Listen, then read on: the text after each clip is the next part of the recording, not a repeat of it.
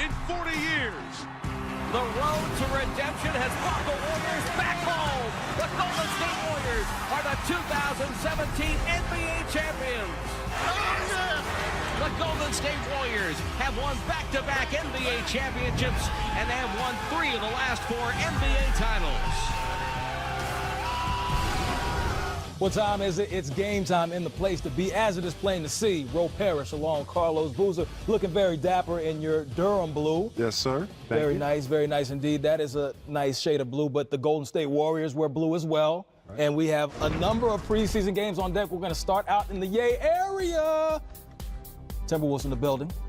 DeMarcus Cousins chilling, enjoying his seat, watching the game, and early on, the Warriors, they look like they're mid-season form. When you see Steph come out this hot, 21 points in the game, knocking down all types of shots, of course, the birthday boy, Kevin Durant. More Steph Curry, though. When you see this, Booze, what do you say? Man, they might be cutting the nets down again. No rust. They come up sharing the ball. Steph hitting threes, KD hitting threes. They passing the ball. That's Warrior basketball. Warrior basketball is fine. It's Steph feeling himself, but you know what? KD's got his back. Woo! Like that. Might want to box out. Golden State up by 2 at that point in the game. And, you know, they're good on offense, but they turn defense into offense. That's an interception, steal, going the opposite direction. Throw it up, throw it up. Oof, Iggy. And who said the OG vet couldn't get up? Oh, not I said, Ro. That's how you go get it. Golden State up by 2, and your old teammate, D. Rose, putting in work. Woo, got him. That's young D. Rose right there. Playing very nicely, and then there is the man that secured the bag. He secured the bucket, Karl Anthony Towns. That is an and one. Ties the score at 58. Later in the second. Mama named him Clay, I'm gonna call him Clay. Thompson, 17 points in the game, knocks that one down from downtown. Golden State up by 6, and outlet. Draymond, spectacular pass, finds KD, the birthday boy, 16 points. Take a look at it one more time. Great heads-up play, touchdown pass right there. KD with the dunk. KD getting it done. Draymond, a fan of that. He likes it. Steve Kerr, Tibbs. They take the L tonight. Minnesota gets the victory. They win by 4 so far. Golden State did look good in the loss, and Steve Kerr liked what he saw. Ball movement was fantastic. We had 24 assists, I think 6 turnovers, so we did a good job taking care of the ball. And then we got sloppy in the second half. You could see guys got a little tired. And we felt pretty good about that 20-minute number for our starters, and so we ran them till whatever it was, mid-third quarter, and got them out. But it was starting to get a little sloppy at that point. But everything up until then, I was really thrilled with. I mean, the ball was flying around. So you hear Steve Kerr right there. He seems pretty pleased with everything that he saw tonight from his team. What were you impressed with specifically, seeing how Golden State came out tonight, hitting on all cylinders? Yeah, just how efficient they were. I mean, they had a short summer, obviously winning the championship, but usually you have a little bit of rust the first game. You missed a couple shots, you missed a couple easy bunnies. They look very crisp, very sharp. Steph had 5 threes, Clay had 4 threes. They played less than 20 minutes, as you said, as Steve Kerr just said, but they still all scored around 20 points in the game. They look very good to me, passing the ball very well as well. So Steph Curry, he comes out, has 21 points. He said that, and this is a loose quote, but basically this was the best summer of his life. As far as the offseason went, they win the championship, he was still able to train. When you see him coming out like this, what is the rest of the league thinking when they see him feeling this good? Yeah, watch out, because if he's saying he had one of the best off seasons he's had in a long time, you know, he's been injury prone, ankles and what have you. If he's feeling this good this early, it's going to be scary for the rest of the league. So September 29th, 1988, Kevin Durant was born. It's his birthday. Yeah. He celebrated it in good fashion, playing very well. It seems like he's extra motivated this season. Maybe it's just me, or do you agree? No, I agree. I heard a couple of sound bites, saw a couple of clips, and he wants to get recognized in the regular season for being one of the greats, whether that's an MVP, whether that's a Defensive Player of the Year. You know, his stats can show that he's been very efficient. Obviously, in the finals, he's been Finals MVP the last couple of years, but I think he wants to prove to everybody that he belongs at the top in the regular season with all the other accolades. So we'll see how he comes out. Well, one player who we didn't see was Jimmy Butler tonight. As we know, the situation is ongoing, still doesn't have a destination yet. Just going back, number one, what is your take on this entire situation with him wanting to be traded and wanting to leave Tibbs in Minnesota? Yeah, it's very weird. You know, obviously something must have happened there that we don't know about, because that's a great situation. They got a lot of talent around him. You know, Andrew Wiggins is a talented player. Karl-Anthony Towns is very talented. Taj Gibson, you know, Derrick Rose, Jeff T. They got a lot of great pieces on that team. Him coming back for his second year, you think they would be a very good, very dangerous team, especially under Tibbs. But clearly, obviously, he wants out. They made it very clear. It's kind of a distraction for the rest of those guys until that move gets done, until Jimmy gets dealt and you see what they got coming back. But, you know, obviously we wish Jimmy the best wherever he ends up going. And those guys got to play. Tibbs has to coach the guys that are on the floor that's there. And obviously they got to wish Jimmy the best of luck wherever he goes. Now, you spent a number of years in Chicago, 3 years playing with Jimmy. What is your I don't want to say fondest, but what is something that stands out that you remember about Jimmy back in the day? Yeah, Jimmy's a worker. I mean, we drafted Jimmy in Chicago, and he's playing behind all-stars. You know, Derrick Rose is the MVP. Luol Deng is an all-star. We brought in Rip Hamilton, another all-star. Kyle Korver. You know, these guys have all cemented themselves in the league. Jimmy had to earn his way. And to the point where we had one series in the playoffs, I think, against Philadelphia, where we had everybody hurt. You know, Kirk Heinrich was hurt, Derrick Rose was out, Luol was out, and Jimmy had to play the whole 48 minutes. Didn't complain, didn't whine about it, toughened it up, drank his Gatorade, drank his water, and played the whole game, and that's when he became Tibbs' guy. And so Jimmy's a worker. He's going to be in the gym. He's going to put the time in. As you know, he works on both sides of the ball, all defensive team, also all NBA team. He's that kind of guy. Everything that he's getting, he's worked for. So as we await that move for that two-way player, we haven't seen him move yet, but one player who we did get moved, who saw get moved, was Kawhi Leonard. He makes his debut in the preseason tonight for the Raptors. New coach Nick Nurse ready to put in work offensively. Kawhi looked pretty good. Nice two-dribble pull-up right there, good shot. And that's a big thing. Coming off an injury in the offseason, getting your first couple baskets in, getting your first couple minutes in, making plays for your teammates is going to make you feel good and confident. Definitely confident. I mean, is this the Kawhi that you remember seeing? That's a nice up and under scoop right there. Nice. That is nice. He added that to the game. Toronto up by 5 early. Serge Ibaka, access denied. Have a seat. The bench loves that. One of the best rim protectors in the league. Yes, and that's what Serge can bring to your team, man. Protect the rim and rebound. Oh, yeah, the rim is important, and he protects it. Blazers. That is a steal, and there is CJ. Gets that one to drop. Layup. Portland up 19-15. Big game Dame. Extra motivated after last season's sweep in the first round, knocking down the three. He had 12 points. Only played in the first quarter. Portland up 22-18. Jonas Valanciunas. Stout defensively, playing the passing lanes. He's impressive for a big Hey, man. look at the big fella. Little finger roll at the end of that. Ooh. Oh, yeah, internationally known, locally accepted with the Euro step. 17 points for Valanciunas. Kyle Lowry knocks it down. 15 points in the game. You make the free throw on that and one more. Kawhi, 12 points in 19 minutes. Very efficient. Good move here. Paul fake, between the legs, pull up. It's a good-looking Kawhi Leonard right there. Kawhi Leonard did not play in the second half, and Toronto is still victorious. They managed to get the victory. You see Valanciunas there, 17 points. Lowry had 15. After the game, we heard from Kawhi Leonard. Listen closely. I felt great being out there and just being able to compete, like I said before, just having fun. You know, I think everybody saw Kawhi. He was shaking off some rust, right? But it's, you know, you can obviously see again the level that he has, and I don't know. It's kind of I think he looks. We're all running around really fast, and he gets it, and everything kind of slows into slow motion. That's kind of, you know, a gift for guys that are as good as him. That's kind of neat to watch too. You're seeing what we're really going to do on the floor, play calls. Also, another NBA team that's been scouting you. So just things like this is just going to keep getting us better. Kawhi always bringing plenty of emotion when he speaks to us. So how motivated is he going to be this season playing for a new team in a new conference? Yeah, I think he's going to be super motivated. I think he wants to dispel all these rumors out there about him, that he didn't want to play for his team and what have you in San Antonio. Kawhi is a heck of a player on both sides of the ball. If you remember when he was playing, his teams won like 75, 80% of their games. He was one of the MVP candidates in most of those years as well. So for him, he has a lot to prove. For me personally, it's just good to see him healthy, getting him back out. I'm a Kawhi Leonard fan, yeah, but just to see him back out there healthy is a great sign.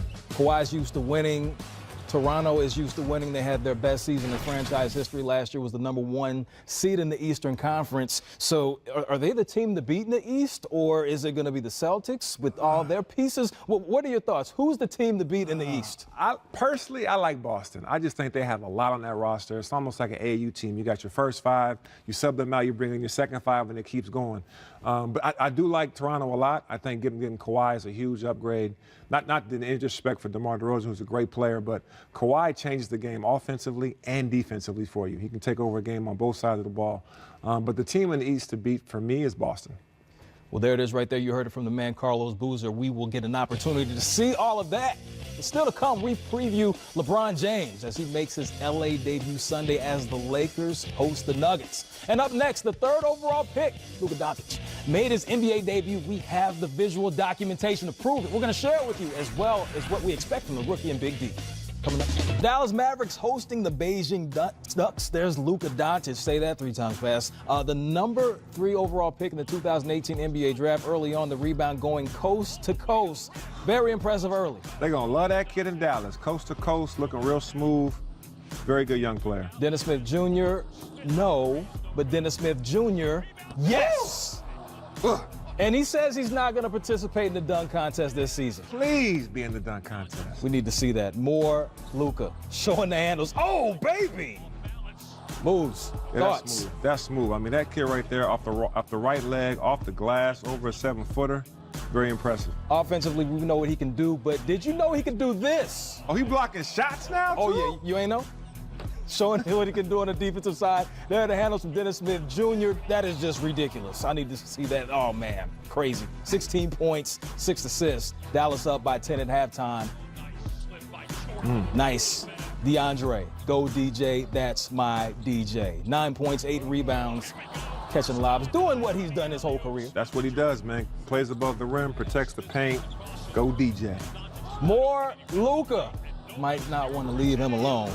16 points, 6 rebounds, 2 assists, 3 blocks in 30 minutes. So efficient. You and Kev were back there in the back just raving watching him play. Yeah, I'm impressed, man. The kid's 19 years old, playing against grown men, making them look silly out there. Very, very, very impressed. 5 for 7, very efficient. Of course, Dallas gets the victory. They win big against the Beijing Ducks. So, watching Luka, when you see his game, when you look at the Dallas roster, is there a player that stands out that you think that his game is going to benefit the most? When you talk about Dennis Smith, whether it be DJ, of course, Dirk didn't play, but whose game is going to benefit most from him being on the court? I think DeAndre Jordan. I mean, obviously, he's playing with Chris Paul in L.A., you know, having Dennis Smith Jr., having Luka Doncic, being able to make plays for him, throw lobs to him, no-look passes. This kid is 6'8", can flat-out shoot, can handle the ball, can be a playmaker at the point guard spot. He can play the 2, he can play the 3. They had him at the 4 in this game at times. So him being able to play make is going to help DeAndre a lot.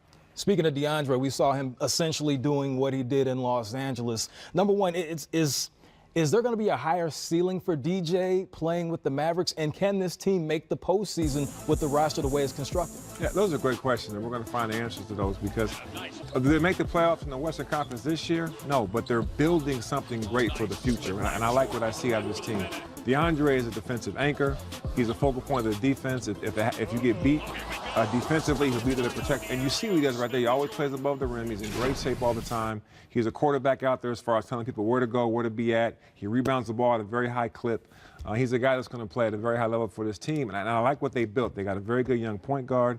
They got a very good scoring guys with Harrison Barnes, a good defender, Wesley Matthews, who can shoot the 3. And this kid, Luka Doncic. I'm really excited to see him play this year. Yes, you were raving about him in the back. It's going to be interesting to see. I know Dallas will improve defensively with DJ, but let's go to Utah. There he is. Donovan Mitchell taking on the Perth Wildcats from the west side of Australia early on. Donovan Mitchell looking like, you know, pretty good like he did last year. He looked great last year. He's coming back like he ain't have no rust either. Great fadeaway right there. Great pass right there to Gobert. Very, very good young player. And there you have a deflection. That is nice. Second quarter, that is a 3. Dookie! Grayson Allen. Yeah, Grayson's pretty good. I was going to let you have all that. I wanted you to allow you to shine for your Dookie for a second. Grayson Allen showing that he can play at this level very high. More Rudy Gobert. Yeah, great pass right there by Mitchell. That play is going to be there all season long. No question about it. At halftime, Utah up big, up by 41. Now, we know what Donovan can do offensively, but defensively, this right here, was this expected? Yes, as a Jazz fan, that has to really excite me because you want your best player playing defense. That is their best player getting the end when he would miss the free throw. More of your Dookie Grayson Allen. Dookie! The Jazz going to win by 58. Wow. Shouts out to Dante Exum from Australia. Joe Ingles as well.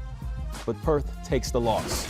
Up next, the King makes his debut for the Lakers Sunday night. We will hear from LBJ after the break on Game Time. The new look Lakers coming. Everybody is stopping to talk about LeBron and the move. He is on his way to the Lakers 4 years. $154 million. LeBron James, he's the one guy that has truly bet on himself. The domino effect of what LeBron James does and has done is going to ripple this league for the next 4 years in ways that we probably would not have thought of.